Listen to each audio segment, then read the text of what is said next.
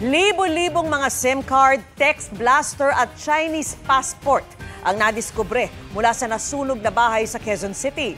Hinala ng pulisya, naging pugad ito ng guerrilla operation ng Pogo.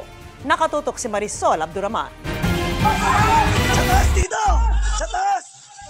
Kahapon na madaling araw, nang gisingin ng naglalagablab na apoy ang mga residente ng Batasan Hills sa Quezon City. Pero nang maapula ang sunog, may nadiskubre ang mga otoridad sa bahay na ito.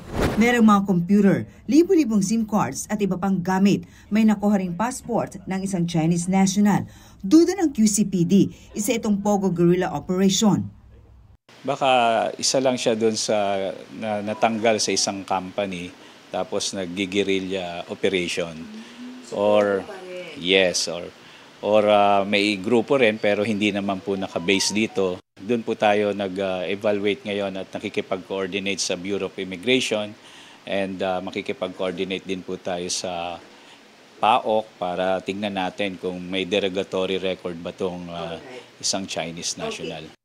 Bukod sa mga SIM card, na-recover din ng QCPD itong mga text blasters. So Didi, how does this work po? Opo, bali magme-message po yung isang person dito po sa CPU niya, tapos dadaan po rito yung message niya sa text blaster. So multiple lang sending niyan kung lahat niyan may SIM card. So isang message lang yon. May nakuha rin daw ang QCPD na notebook na naglalaman ng tila script sa scamming. Parang training ang modus nung pag-text nitong paggamit nila. Parang may template po na statement doon pag tinext na, more on social media training. Itong mga equipment na ito nakalagay just to send messages, ito yung mga fraudulent messages na magdi-deceive ng kanilang target na mga victims.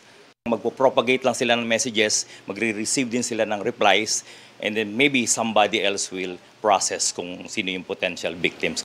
Pinaghahanap na ng QCPD ang nasabing Chinese national na maharap sa iba't ibang reklamo, kabilang na ang misuse of device. Para sa GMA Integrated News, Marisol Abduraman, nakatuto 24 oras.